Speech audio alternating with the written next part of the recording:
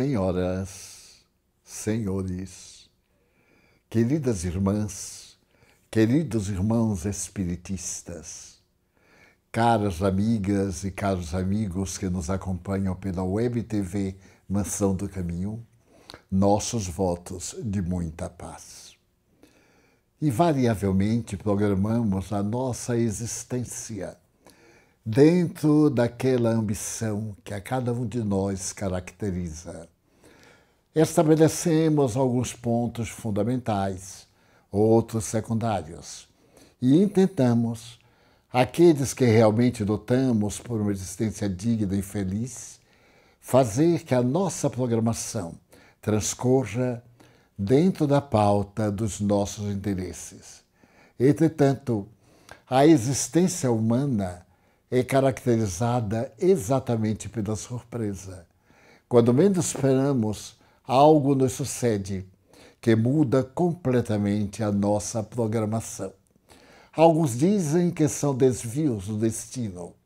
Nós sabemos que são provas e expiações que resultam das nossas existências anteriores, com a memória das nossas lembranças pretéritas apagada. Transitamos no corpo físico quase que sem um roteiro seguro daquilo que realmente é necessário realizar para o logro da plenitude. Desenhamos alguns incidentes. Muitas vezes acontecem outros acidentes dentro do que prevemos ser melhor para o nosso futuro espiritual. Nesta minha longa existência, tive a oportunidade de contactar com mais de 1 milhão de pessoas, uma a uma.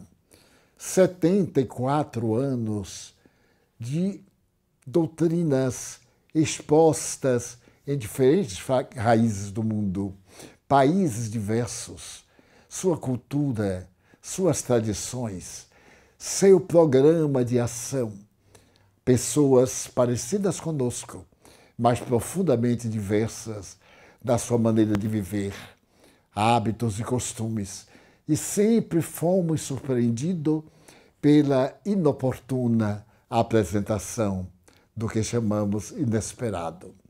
Hoje eu vou narrar para demonstrar a grandeza da imortalidade da alma, esta base da doutrina espírita, que é confirmar a sobrevivência dos imortais em nosso programa de evolução. Naturalmente, a nossa própria sobrevivência. Eu me encontrava em uma jornada pela América Latina. Havia reservado todo um mês para fazer uma viagem desde Buenos Aires até a cidade do México. Não pude passar pelas Guianas, foi a única exceção, mas por todos os outros países nós fomos atravessando um dia, 2 dias, e de acordo com as circunstâncias, até ficávamos um período maior. Em um desses países, com uma demonstração de grandes alegrias, fomos recebidos com o primeiro grupo espírita que houvéramos fundado fazia anos. Ele crescera e agora já havia adquirido personalidade jurídica. E me haviam solicitado para falar um tema, a reencarnação e os fenômenos que ocorrem na vida. Então, diante de um público expressivo para a cidade a que me refiro, umas 200 pessoas, falamos sobre a reencarnação. A reencarnação é o terceiro pilar da doutrina espírita. Mas para que haja reencarnação, primeiro deveremos conceber a imortalidade. E para que pudéssemos trabalhar a imortalidade, como fez Allan Kardec, um estudo das possibilidades das pesquisas internacionais a respeito da sobrevivência da alma, da opinião de uma de outra religião. Ao terminar a conferência, sempre se me aproximavam pessoas gradas, pessoas amigas, outros interessados que tinham perguntas, que desejavam maiores esclarecimentos. Mas desde determinado momento que eu comecei a falar, chamou minha atenção uma jovem de 22 hoje, 23 anos, muito bonita, esguia, alta, cuidada na apresentação, no traje, na maquiagem. Ela despertava uma curiosidade no meio daquelas pessoas caracterizadas já pela meia idade, de alguns jovens. E ao terminar a palestra, ela também se acercou. Depois que eu atendi algumas pessoas, ela disse: Senhor Divaldo, eu desejava muito conversar com o senhor. Eu expliquei-lhe que o tempo em que eu dispunha era muito breve. Ali seriam alguns minutos.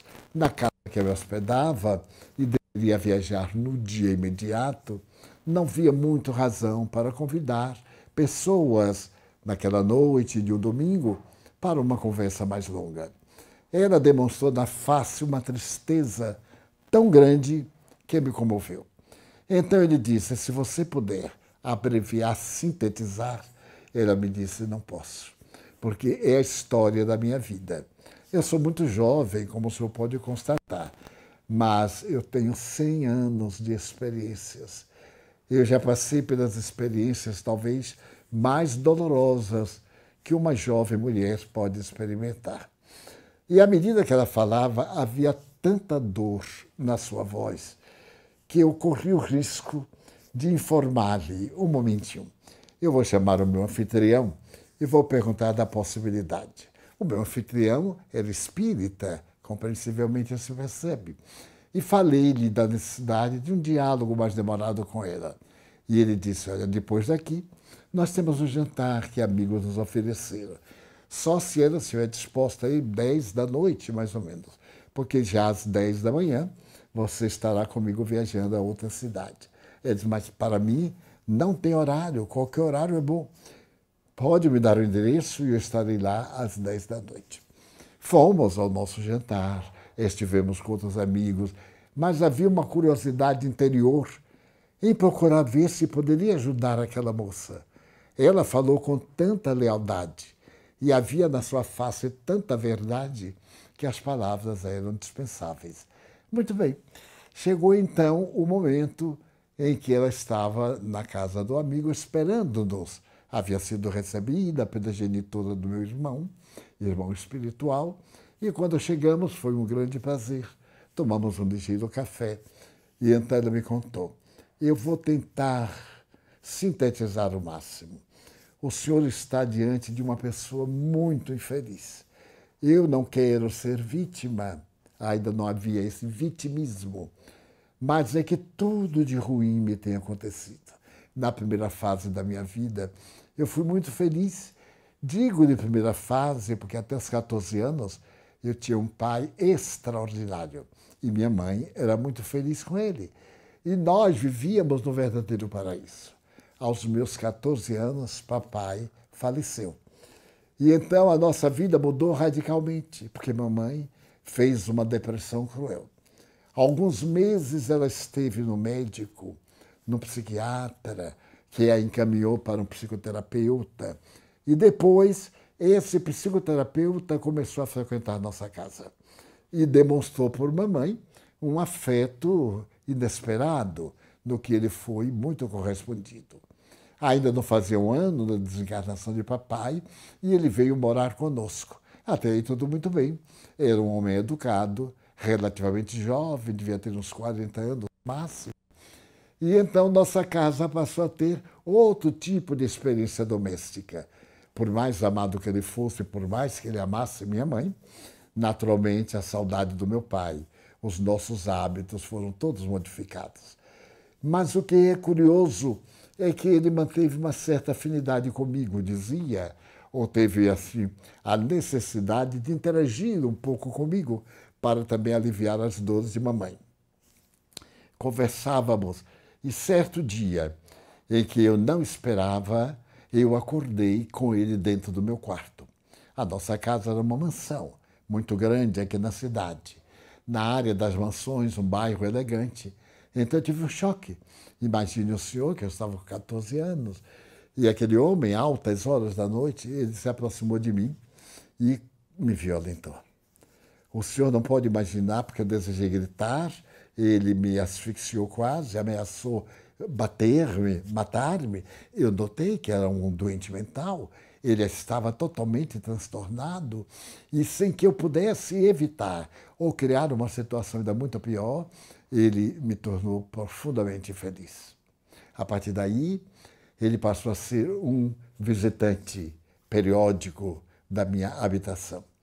Eu consegui aguentar por alguns dias, até mesmo alguns meses. A mamãe notou a minha mudança, a minha ira mal contida, e pedia para que eu dissesse o quê? E ele, com as suas ameaças, havia me dito que tinha um dado valioso para ele. Ele pretendia dizer, caso eu falasse à mamãe que eu o adorava, que ele estava sendo um abusador da minha juventude, ele diria, não, é ao contrário. Ela me tem perturbado, eu tenho evitado, etc.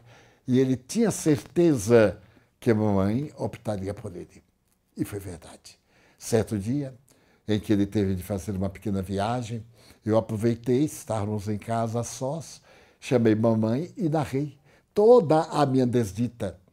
Desde os primeiros sintomas, quando eu falei que ele procurava muito, tinha interesse em conversar, ela ficou armada contra mim. Por curioso que pareça, ela era uma mãe devotada, mas não sei o que havia naquele relacionamento. E eu lhe contei detalhes, e ela, por fim, disse assim, você está mentindo. Ele já me informou. Felizmente, o seu amor me é muito fiel. Ele me disse que você andava perturbando-o e que ele estava fazendo um grande esforço para poder me respeitar e para respeitar a nossa casa. E então eu tive uma crise muito forte, e ela disse que eu tomasse cuidado, porque ela iria tomar algumas providências. E depois de uma semana, a providência que ela tomou foi alugar um apartamento para mim, me deu a chave e me botou para fora. Imagine, a surpresa, o desespero.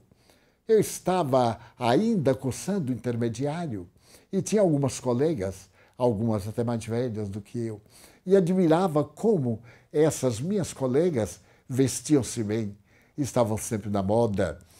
E uma delas, com quem eu tinha maior confiança, maior intimidade, contou-me por fim, vendo a minha situação, e eu terminei por narrar-lhe a tragédia que me havia acontecido. Ela disse, mas não seja por isso. Hoje é infeliz quem quer. São acontecimentos da vida. Aproveite da oportunidade para você ser independente. Sua mãe tem independência econômica e tem o dever de lhe ajudar. Mas na hora que você conseguir a própria independência, eu lhe falei que seria impossível. Ela disse que não. Sugeriu que eu desistisse do apartamento e fosse morar com ela no seu apartamento. E então, eu, não sabendo a diretriz a tomar e sem capacidade de gerir a minha vida a sós, fazer compras, procurar viver, eu optei por ficar com a minha amiga, que era uma jovem de 18 anos.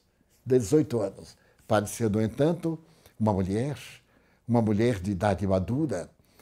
A sabedoria, sei que eu posso chamar sabedoria, a destreza com que ela lutava, com que ela vivia, naturalmente me chamava a atenção. E eu fui ficar com ela. Por fim, depois de 2 semanas, ela disse, olha, eu sei que há um velho ditado, uma ocorrência que diz, o homem que não trabalha não come. Então você tem que trabalhar. Eu não posso trabalhar para nós duas, mas não há problema de trabalho para nós. Nós temos aqui uma casa respeitável, onde nós nos tornamos acompanhantes de pessoas solitárias. É uma profissão nova que apareceu nos Estados Unidos e no mundo inteiro. E então você, que ainda é muito jovem, vai despertar um interesse muito grande. E eu pergunto, mas acompanhar como? São pessoas, são industriais, viajantes, que estando em hotel, necessitam de alguém para um jantar, para ir ao teatro, para ir à ópera, para passear. E, naturalmente, nós nos tornamos uma companhia distinta dentro do nível da sua posição socioeconômica, e eles nos pagam por horas. As horas que passarmos, os dias, então somos regiamente remunerados. A instituição ganha uma parte e nós ganhamos outras. Você veja, agora mesmo eu acabo de comprar um automóvel. Já estou em condições de ser ainda mais livre. E ela mostrou seu guarda-roupa. Era realmente impressionante. E eu disse, mas e o que nós faremos além disso? Nada. Se naturalmente for necessário algo mais, a depender das circunstâncias, nós podemos nos tornar acessíveis. Era melhor que você experimentasse. Venha esta noite comigo, que eu lhe apresentarei a senhora que administra tudo. É uma pessoa fantástica. Ela trabalha pelas suas funcionárias. Nós somos 12. E então você é a mais jovem de nós. Vai nos roubar, talvez, os pratos mais preciosos. E assim, com um tom de brincadeira, ela me levou e eu percebi que era um prostíbulo. Fui muito bem recebida, tratada com certo carinho. A senhora era encantadora. Ela mostrou-me os álbuns, as habilidades de união sexual de algumas jovens que se permitiam maior convivência com os seus convidados, com as pessoas que acompanhavam. E foi tão gentil que eu terminei por narrar a minha própria tragédia. E ela me disse, não é uma tragédia, é algo muito desagradável, mas você é bonita, é jovem, está estudando. Pode ter uma vida muito bela e ganhar o seu futuro. A partir de certa idade, você escolherá com quem deseja casar-se e já terá independência para uma vida nobre, uma vida honrada. Volte aqui e acompanhe. E eu voltei pela tentação e a curiosidade e terminei fazendo parte do grupo de acompanhantes. Recebi algumas instruções. Fui levada antes ao ginecologista, que me deu orientações próprias, e a partir daí eu comecei a ser a acompanhante de classe de alguns clientes com quem a senhora tinha relacionamento. Mais ou menos uns 3 meses depois, eu tive a oportunidade de receber um cavalheiro que até hoje me impressiona. Era um homem já de certa idade. Ele tinha um semblante muito triste. E ele veio, tinha visto a minha fotografia e desejava ter um encontro comigo. Da sala de recepção, ele alugou uma mesa. A sala era muito bela. Parecia uma das velhas salas de festas das mansões antigas. Ali estávamos todas nós como ornamentos vivos. E ele, depois das primeiras palavras, de me declarar o seu nome, a sua posição social, de me dizer que vivia na cidade, ele me contou que estava passando por um problema muito sério. A sua esposa, desde há alguns meses, estava com um problema na saúde, o que impossibilitava um relacionamento mais profundo, uma comunhão, no caso de marido e de mulher. Ele a amava com extremo devotamento, mas era um homem de família, estava acostumado e sabendo daquela casa que oferecia a oportunidade de uma convivência extraconjugal dentro de bases éticas e morais, ele gostou de conversar comigo. Eu poderia ser muito bem sua filha, é claro, ele disse, mas ele desejava conversar com uma pessoa jovem, que tivesse ideias e ideais. Ele era um industrial, estava cansado, amargurado. Havia adquirido uma fortuna, mas a vida não lhe compensava. O dinheiro é importante, mas não é tudo. Ele agora mesmo estava crucificado na angústia de ter que recorrer a um relacionamento extraconjugal, mas que iria respeitar-me. Nós seríamos um casal de jovens, iríamos enamorar-nos primeiro um do outro. Eu achei tão interessante. Eu ainda não havia tido namorado. Ele foi o meu primeiro namorado depois da tragédia, como antes da tragédia. E toda quarta-feira ele vinha, porque para ela é o dia que ele ia ao clube para jogar, para divertir-se com os amigos. E foi nascendo em nós um sentimento de grande respeito, uma amizade da minha parte. Ele era quase como se fosse o meu avô. Mas eu tinha por ele uma ternura muito grande. Ele me amava, mas me amava do ponto de vista sexual também. e me falava da oportunidade quando nós poderíamos realizar o sonho da nossa união. E menos de 4 meses desde o primeiro encontro, nós nos unimos na área física. E ele se sentiu um homem compensado. E passou a visitar-me, a nos encontrarmos. Eu passei a ter uma vida regalada. Confesso que nem me lembrava da minha mãe. E muito menos do bandido, que agora estava explorando-a. Esse falso psicoterapeuta era um indivíduo sem requisitos morais, sem qualquer valor. E mamãe, eu soube, andava encantada. Ela dizia a muitas amigas que eu viajei e, ao retornar, eu quis ter independência, e ela concordou plenamente. Na nossa mentalidade, nada mais é surpresa para a sociedade. Porém, certo dia, ele me falou tanto da esposa e de ver que ela não estava bem e que ele tinha ocultado o nosso relacionamento. Não deixava transparecer que agora estava mais feliz. Eu tive a curiosidade de conhecê-la. E então essa curiosidade foi muito peculiar, porque eu conseguia engendrar uma forma de vê-la no shopping. Ela estava, ele me avisou que iria com ela, e eu então fui também de longe. Eu a olhei. O semblante dela me cativou. Havia uma doçura, já era uma senhora de uns 60 anos, mas havia uma doçura na face. Aquele frescor da juventude ainda deixaram algumas marcas, mas havia uma tristeza nos seus olhos, que me tocou profundamente a alma. E a partir daí, eu comecei a experimentar um tormento especial, o tormento da traição. Eu estava roubando o seu marido. Ele a amava, ela também o amava. E eu era a terceira pessoa. Tinha que fazer tudo para retê-lo comigo, para tomá-lo, para explorá-lo. A minha profissão me educava ali para tirar o máximo das possibilidades que eu conhecesse e que eu conseguisse no relacionamento. O senhor não pode imaginar. Depois de algum tempo, eu preferi me libertar dele. Mas como fazendo? Já o amava. Mas a presença dela no meu psiquismo, na minha mente, era atormentadora.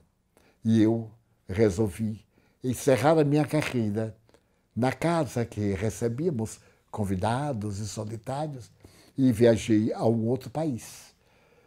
Para poder facilitar a minha vida, eu consegui na polícia uma carteira de identidade como bailarina. É o que a maioria de nós pode conseguir, ter uma profissão de bailarina. E fui, naturalmente, com uma pequena companhia, mas não tinha e nem tenho atração artística. Depois de uns 6 meses, eu gastei praticamente o pouco que havia conseguido e retornei. Retornei e soube. Soube que ele voltou todas as quartas-feiras. Sentava-se, fazia um pedido, ceava muitas vezes, pagava a conta e ia embora. E começou a emagrecer. E depois deixou de vir. Deixou de vir totalmente. Eu que voltei no inconsciente, com o desejo de reencontrá-lo, atirei-me ao desespero. E comecei a ter verdadeiras crises nervosas e a usar cocaína. Era um tormento. Era um tormento. Ninguém sabe do sofrimento das criaturas humanas. O rosto bem maquilado e a alma atormentada. Nessa ocasião, eu preferi agir por conta própria. Saí da casa que me albergava e passei a viver experiências solitárias. Uma vez fui levado ao cárcere. Não porque estivesse fazendo qualquer coisa irregular, mas porque era uma técnica da polícia. Prendiam-nos para nós pertencermos ao seu quartel. Então ficávamos vigiadas. Aquelas que tinham seu protetor, esse se encarregava de zelar pelas suas vidas e evitar os exploradores. É um comércio terrível. É um comércio de vida, mas realmente é a vida da morte. E ali na prisão, por 2 dias, eu pude ver até que ponto nós conseguimos degradar-nos. Ao sair, eu era uma desventurada. Estava um trapo. Tive um sonho curioso. Eu estava semidesfalecida numa das casas de ilusões, quando ele entrou. A sua jovialidade estava expressa no semblante. A tristeza também. Ele se aproximou de mim e disse: por que você está se matando? Isso não vai resolver o nosso problema. Ame-se. Eu a amo também. Ame-se. Eu despertei e tive a sensação de vê-lo. Ele como que se foi diluindo numa nuvem que ele desapareceu. E eu fiquei com essa impressão tão viva que ao sair do cárcere, eu resolvi mudar de vida. Passei a ter uma vida digna, a viver com as poucas moedas que ainda me restavam. Até que certo dia eu resolvi visitar a sua viúva. Engendrei uma questão, chamei-a por telefone e disse-lhe que eu era uma jovem beneficiária da bondade do seu esposo. Ao retornar do estrangeiro, onde for estudar balé, eu soube da sua morte. Então eu gostaria de agradecer pessoalmente a ela por essa oportunidade extraordinária. Falei-lhe que se ela poderia me receber. E muito gentil, ela marcou a tarde seguinte para o chá, às 17 horas. Eu fui e conversamos. Ela percebeu que eu estava meio adoentada. Eu lhe falei que foram dificuldades, porque eu deixei de receber a mensalidade que ele mandava para eu pagar a pensão e pagar o curso, e tinha voltado para casa. Não estava muito bem. Ela pegou nas minhas mãos e disse: minha filha, a gente conhece às vezes a pessoa quando é tarde demais. Eu tenho sabido das pessoas a quem o meu marido ajudou. Era um missionário do bem, anônimo.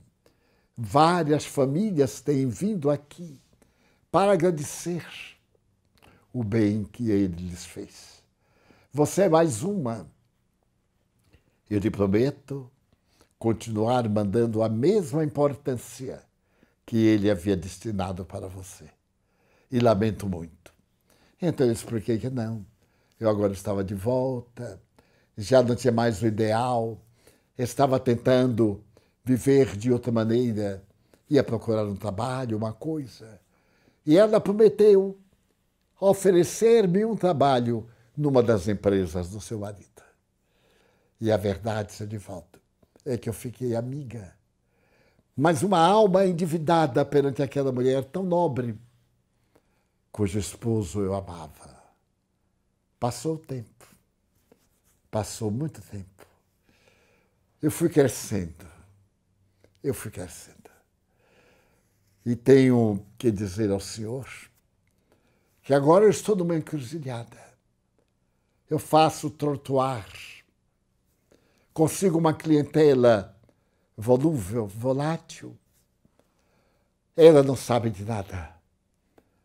E eu estou esperando poder ter uma independência econômica do meu próprio trabalho para poder regenerar-me. Então, eu estava naquele bar que tem de frente da instituição que o senhor falou. E ia suicidar-me. Eu havia sido presa pela segunda vez. Ontem fui libertada hoje. Então eu planejei matar-me. O que a vida tinha para mim? Tentei telefonar para minha mãe mais de uma vez. Ela não me atendeu. Pelo contrário, ela narrou que o bandido abandonou-a, explorou-a quanto pôde. E um dia, depois de uma discussão muito forte, ela se viu obrigada a pô-lo para fora, ameaçando-o com a polícia. Se eu tentasse qualquer coisa, ela também falaria à polícia que eu estava sendo uma ameaçadora, uma chantagista. E eu resolvi odiar essa mulher. Então eu estou... E agora, o que é que eu faço da minha vida? Suicidar-me? Prosseguir como? Eu lhe falei como prosseguir. Procurar voltar a estudar. Ela ainda não completara 18 anos. Era, portanto, alguém sem qualquer experiência da vida e marcada por muitas experiências da vida. Falei-lhe de ler o Evangelho que eu lhe ia oferecer. E apresentava aos meus amigos ali da cidade, principalmente ao meu anfitrião, para poder frequentar as reuniões do Centro Espírita Joana de Ângeles, que nós havíamos fundado fazia alguns anos. Conversamos muito até a madrugada. E eu prometi que continuaria escrevendo para ela. Eu lhe dava o meu endereço, ela me dava o seu, e ela iria reabilitar-se. Antes de nos despedirmos, eu chamei o meu anfitrião, apresentei-o, e disse-lhe somente isto. Ela precisa muito de nós. Então, o meu anfitrião perguntou-lhe, quantos anos você tem? 17. Você é órfã? Ele disse, é tão difícil explicar. Eu disse, como se fosse órfã. E o que é que ela faz na vida? Ele era juiz de direito.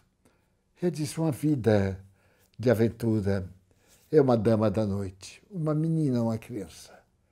E ele disse-lhe, se a minha mulher tiver qualquer afinidade com você, e eu lhe pedi para vir morar conosco, você aceitaria? Ela ficou assim parada. Ela disse, mas eu nunca encontrei bondade no mundo, que é isto?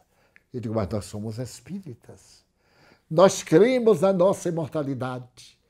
Tudo o que fazemos, fazemos-lo em nosso benefício. Nós somos semeadores do futuro. Semeamos hoje a couve, o trigo, mas também o carvalho, que nos dá sombra, madeira e lenho para as construções. Ela ficou de pensar. Eu viajei. Segui a outro país. E adiante, o meu amigo telefonou-me uns 15 dias depois, dizendo que estava tratando de adotá-la como filha. Estando ela com 17 anos, ainda era de menor, iria morar com ele. A vida dela estava numa revolução. A esposa dele estava imensamente feliz. E ela, então, quando eu voltei da viagem, latino-americano, havia conseguido trazer do sofrimento mais profundo esta alma. E o meu amigo apresentou-lhe a expressão mais pura do amor. Ela continuou com ele pô-la a estudar. Passou um ano, passaram 4 anos. E certo dia eu recebo dela uma carta. Ela dizendo que desde aquela época inicial estava frequentando o Centro Espírita Joana de Ângeles. Eu me senti profundamente gratificado, porque a sua carta é uma beleza, tanto do ponto de vista literário, como do ponto de vista sociológico. Mas ela tinha uma novidade a me dizer. Estava agora com 23 anos. E, pasmem, um rapaz que frequentava o Joana declarou-se-lhe. Demonstrou que tinha um grande afeto por ela, mas era um afeto para casar. Era um jovem de 28 anos, muito bem empregado, em condições. Os pais dela sabiam das intenções, porque ele as declarou. Sabia sim, mas ela estava agora em dúvida. E me escreveu perguntando: o que faço? Eu disse-lhe, por escrito, tenha com ele uma conversa e narre tudo. Como você narrou ao seu pai, à sua mãe de estima que adotaram, fale com ele. Porque se estiver no seu destino o matrimônio, ele não será iludido e nunca poderá apontar-lhe o dedo por haver omitido algumas dificuldades da sua vida. Se ele for realmente homem, um homem de bem, ele compreenderá. E assim fiquei na expectativa. Na sua próxima carta, ela me dizia que saíram a passear. E no jardim encantador que tem na cidade, entre rosas, ela lhe confessou a vida. E disse que não podia enamorar-se, porque era uma alma muito comprometida com a vida. Ele ouviu tudo, serenamente, e lhe respondeu o seguinte: você não está pedindo para eu me contar a minha vida. A minha vida também não foi dourada. Foi uma existência jovem, com as dissipações da juventude, com os problemas naturais e outros que ocorreram, de que não lhe vou dar notícias. Então, quero lhe colocar aqui uma posição. Se você promete ser-me fiel desde o momento em que nós iniciamos um relacionamento afetivo, o seu passado não me interessa. Interessa o seu futuro comigo. Da mesma forma que você não irá exigir que eu apague o meu passado. Como apagá-lo? Terei de construir uma vida nova. E eu, então, fiquei fascinado, porque ela havia encontrado um homem de bem. Enamoraram-se e 1 ano mais tarde consorciaram-se. Eu não pude ir ao matrimônio, o matrimônio foi apenas civil, e o senhor juiz convidou-o para vir morar na sua mansão. Havia espaço bastante e ela passou a viver com o marido. Nesse ínterim, passou o tempo e eu voltei à cidade. Fazia quase 10 anos que eu lá estivera. Tudo havia mudado muito. O meu amigo já era agora um homem com as características da velhice. A forma, os cabelos desapareceram um pouco. A senhora era o tipo de uma matrona e ela estava cada vez mais linda, com menos de 30 anos.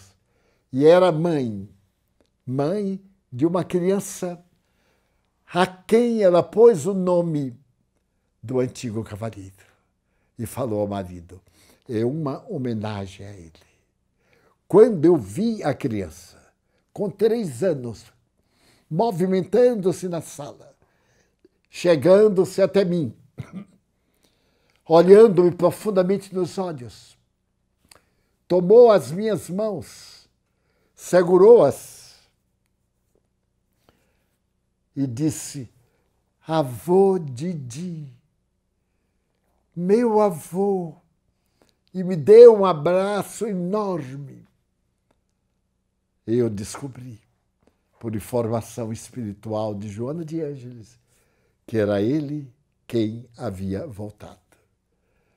Havia voltado nos braços da mulher querida.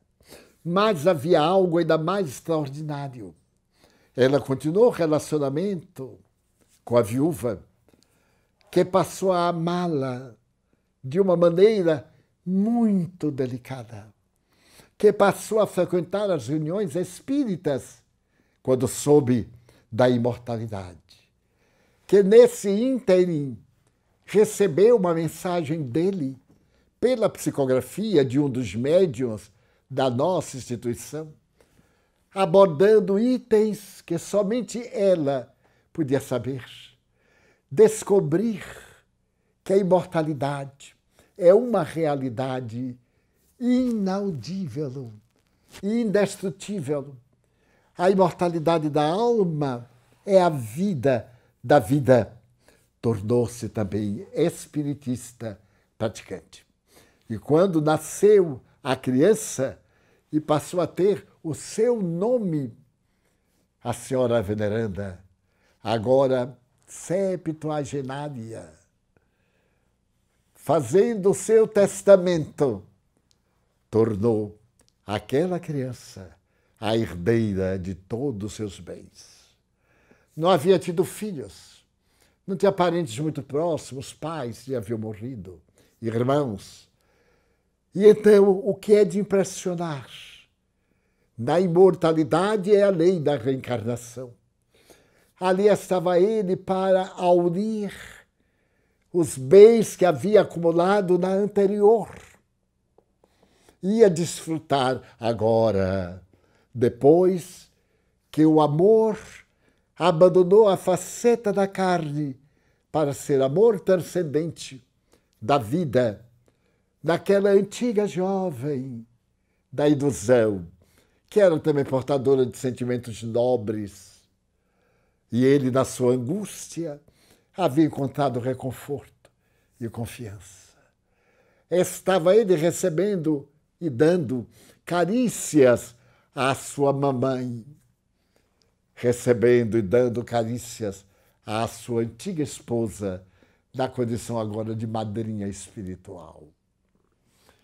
A vida é muito curiosa.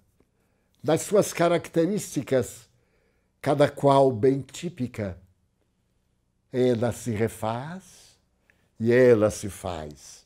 Somos construtores da nossa vida. Estamos diariamente construindo. E não pode haver uma meta mais notável do que a da imortalidade da alma. A morte não interrompe a vida no seu depois da morte. Leon Denis tem ocasião de dizer que nós olhamos um cadáver sobre a mesa de mármore fria, ou de madeira, onde quer que seja, e começamos a falar. Aqueles olhos que tinham luz estão apagados. A voz que saía de uma garganta cheia de vibrações está muda. Os braços que se movimentavam e as pernas estão parados. E o corpo começa a decompor-se. Quem não perguntará, e agora? Será que a vida se extingue neste momento? Ou se abre uma outra porta na direção da imortalidade? E Leon Denis diz-nos: alegrai-vos, rejubilai-vos, porque aqueles que pensáveis que estão mortos, eles vivem, estão convosco, confortam-vos nas horas difíceis, alegram-se com os vossos júbilos e choram com as vossas lágrimas. O Espiritismo, a doutrina que demonstra a imortalidade, sem nenhuma possibilidade de haver equívoco ou de haver fraude, é o Consolador que Jesus prometeu. Quando Jesus se despedia da humanidade através dos discípulos em Jerusalém, na última viagem que fez, e falou do seu sacrifício, do holocausto a que seria submetido, os discípulos pediram: não nos deixes órfãos. Se tu te vais, com quem ficaremos? Se contigo somos tão frágeis, sem ti, que será de nós? E Jesus, olhando para Pedro, frágil, que eu iria negar na noite seguinte, disse-lhe: eu não vos deixarei órfãos. Eu rogarei a meu Pai, e ele vos mandar o Consolador, o Espírito de verdade, que o mundo ainda não conhece, porque não o pode entender. E ele virá para repetir as minhas lições, aquilo que eu disse e que certamente esqueceríamos, e dizer coisas novas que ainda não podeis suportar. Esse Consolador que Jesus prometeu no século XIX, no momento em que a filosofia delirava e os conceitos materialistas tentavam esmagar a fé tradicional, surgem as comunicações espirituais através das mesas girantes em Paris, através dos toques em Hydesville, no estado de Nova York, nos Estados Unidos. Então, aparecem os imortais. Eles estão de volta. Eles trazem a notícia da sobrevivência. E Allan Kardec, o professor Rivaio, reúne os ensinamentos obtidos durante 5 anos. Durante muito tempo, por uma família amiga na Maiorca. E então apresentam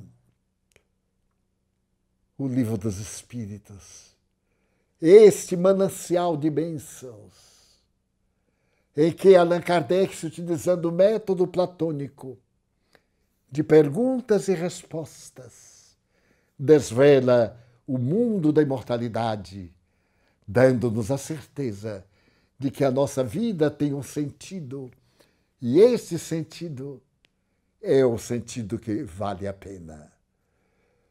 É esse sentido de lutar, de viver, de experienciar as bênçãos e de poder produzir para o nosso próprio bem.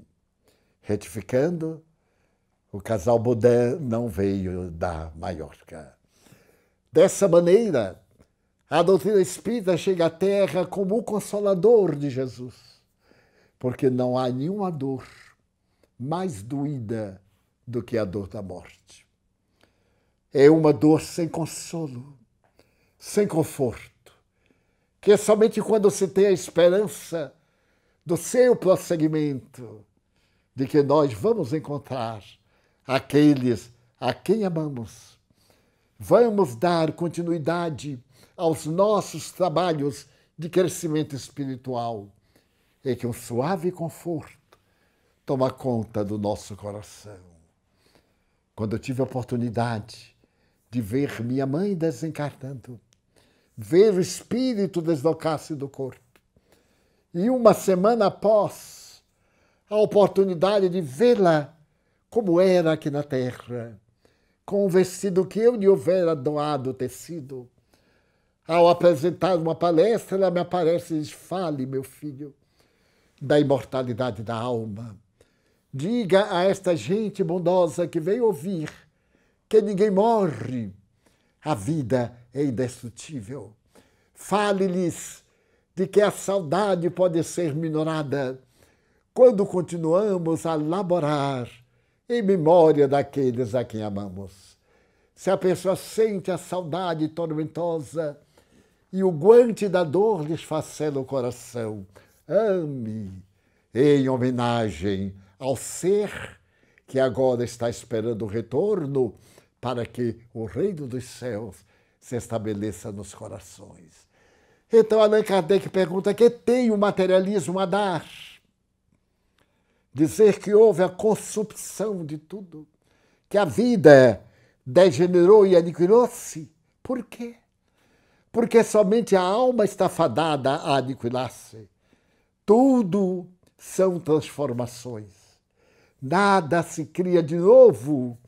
Não surge nada de novo senão em processos químicos, atômicos e outros, em que as micropartículas se apresentam em outras formulações e nós vemos que tudo na Terra é eterno, desde Deus, e é imortal como as criaturas humanas.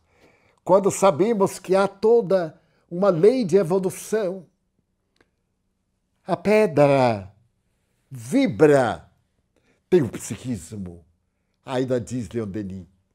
O mineral coeso está no processo de evolução.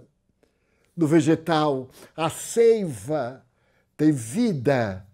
E esse psiquismo, essa energia vital que vem de Deus, se aprimora.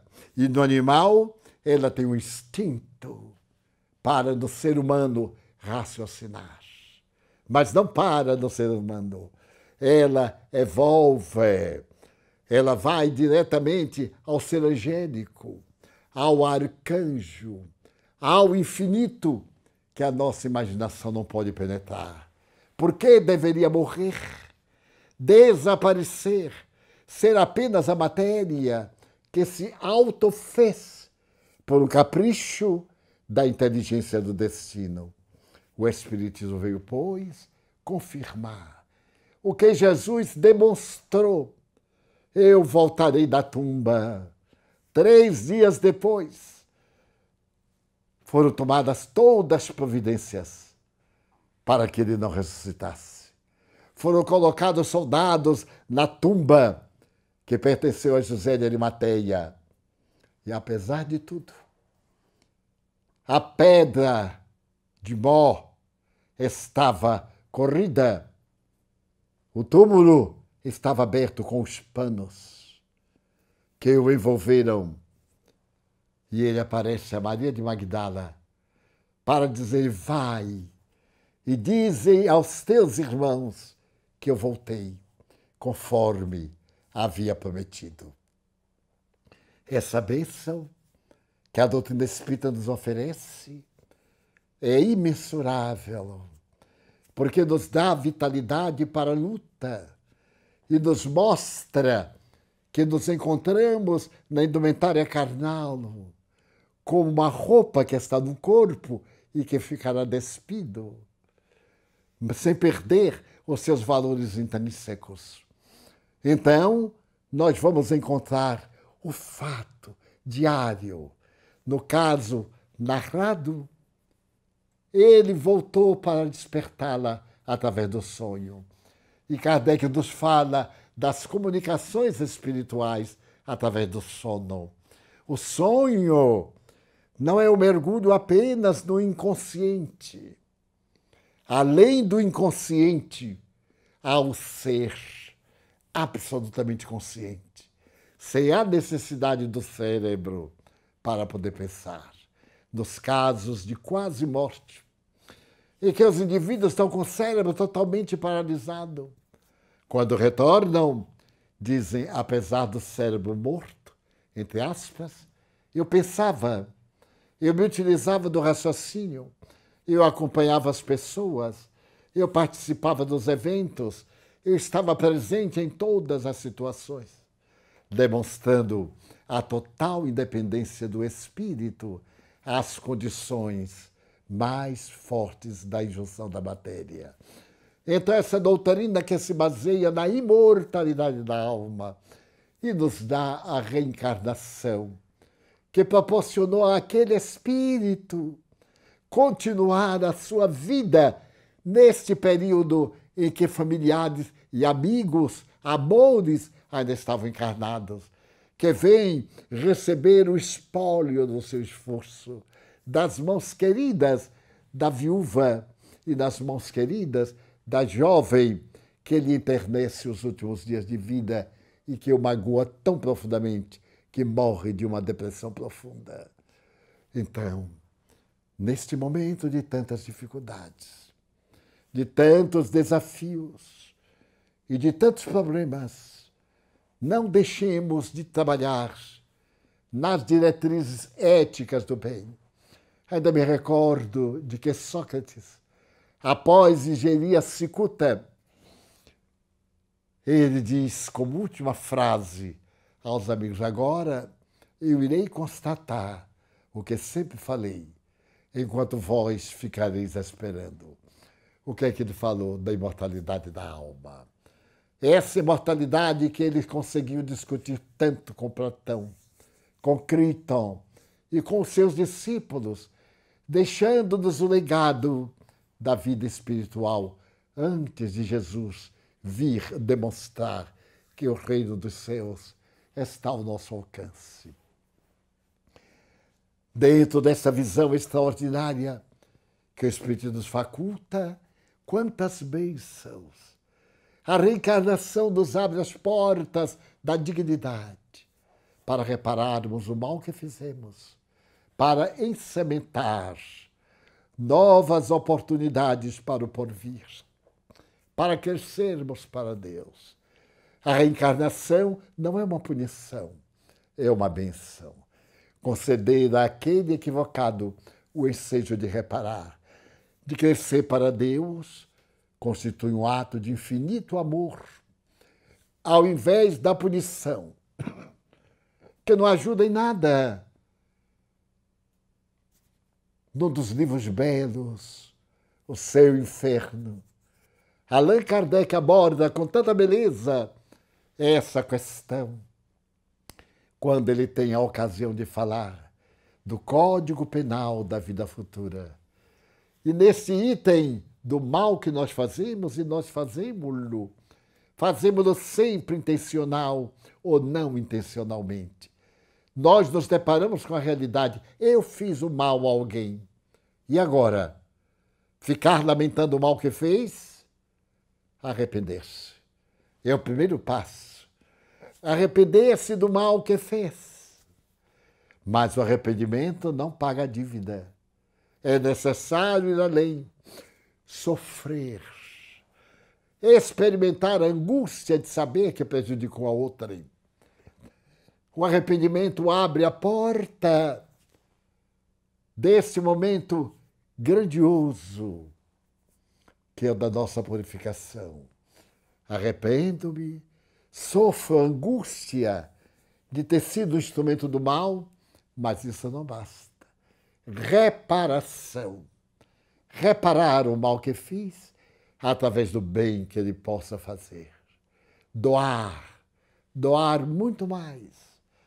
É a grande mensagem do samaritano. O samaritano oferece ao judeu que o persegue a raça que implica com a sua raça, na hora mais difícil da sua vida após ter sido assaltado. O abrigo, o medicamento, o apoio, a assistência do dono da hospedaria e a garantia de que ele poderia ficar ali quanto fosse necessário. A lição do samaritano que Jesus nos dá é como a reencarnação também para os maus, para aqueles que se comprazem nas administrações públicas, no furto, no roubo, na desonestidade, no crime, nos crimes, nos homicídios, nas guerras, na destruição. É também filho de Deus. Judas, que cometeu um dos maiores crimes da história da humanidade, hoje está resgatando no mundo espiritual para voltar à Terra e resgatar em uma dolorosa reencarnação que também o sublimará. Porque o mais importante foi a vítima, e a vítima o perdoou.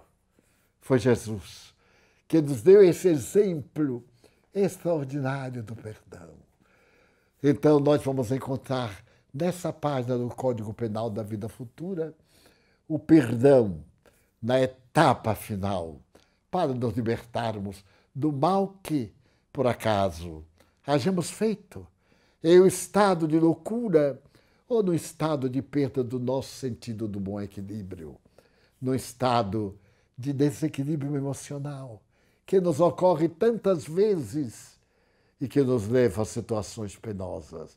Por isso, a doutrina espírita está na Terra desde 1857 e hoje distende as suas asas de misericórdia sobre parte do mundo até alcançar o mundo inteiro no porvir, quando surgir a religião do amor e da fraternidade, que nos unirá a todas as criaturas em um único postulado. E é tão bela essa promessa que o próprio Allan Kardec perguntou: será o Espiritismo a religião do porvir? Não. Será o porvir das religiões. O Espiritismo vai explicar o porquê da dor, do sofrimento, do abandono, de todas essas tragédias do cotidiano, através da lei, do ir e voltar, das sucessivas reencarnações.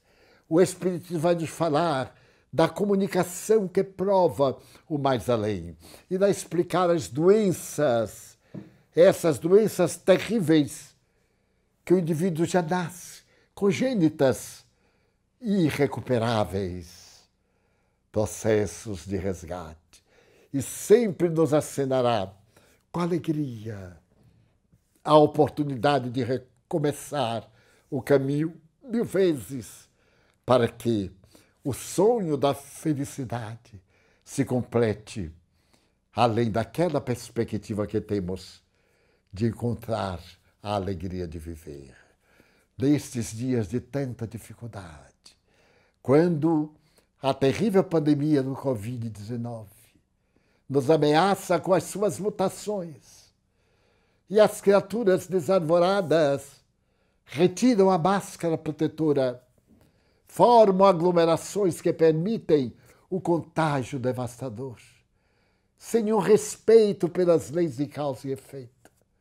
O Espírito vem dizer: obedeça às leis da saúde internacional, precavenha-se, resguarde-se, porque qualquer descuido também é uma forma de suicídio indireto. E ame a vida, ame-se, propagando as suas esperanças, as suas alegrias e todas as ansiedades do seu coração. Recordando-me, faz muitos anos, numa viagem em que desejava levar a palavra da doutrina espírita a todas as nações da América Latina, nas suas capitais, 1969, a figura dessa jovem que já desencarnou. Ele hoje é quase um ancião, é um homem de idade, feliz, mantive correspondência há longos anos. Os fenômenos da vida nos distanciaram um pouco, mas sei que ainda é feliz, com seu lar, seus filhos, porque a vida multiplica bênçãos. Então, recordando-me dessa jovem, estoica, cuja mãe feliz tocou-a por alguns momentos de prazeres sensuais, da loucura de uma paixão mórbida.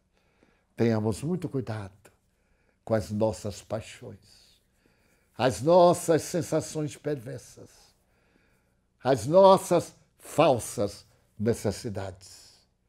Tenhamos muito cuidado ao lembrar-me de que isto está sucedendo hoje, todo dia, em todo o mundo, porque ainda não aprendemos a ciência nem a arte de amar. Com esses dois elementos, a ciência e a arte de amar, nós encontraremos Jesus dizendo suavemente: vinde a mim, todos vós que sofreis, tomai sobre vós o meu fardo, recebei o meu jugo, porque leve é o meu fardo, suave é o meu jugo. Vinde, eu vos aliviarei.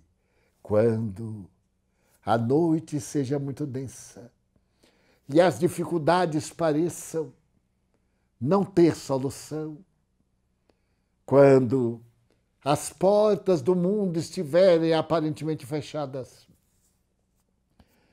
e o abismo abrir-se diante dos nossos pés, não acreditemos que não há chance de sobreviver. Quando o socorro da terra não conseguir receber-nos, o socorro vem do céu, vem de cima, qual aconteceu ao homem de uma anedota. Atravessando uma ponte, ele defrontou um leão. Desejou retroceder e viu que um leopardo vinha. Então pensou em atirar-se da ponte sobre o rio, e lá estavam jacarés e crocodilos. Ele então se viu perdido, ajoelhou-se para se entregar. Neste momento chegou um helicóptero, jogou a corda e salvou. Quando a terra fechar-nos todas as portas, o Senhor da vida mandar-nos-á um espírito bom, um anjo tutelar, a tirar-nos a corda da plenitude, e nós seremos muito felizes. Muito obrigado.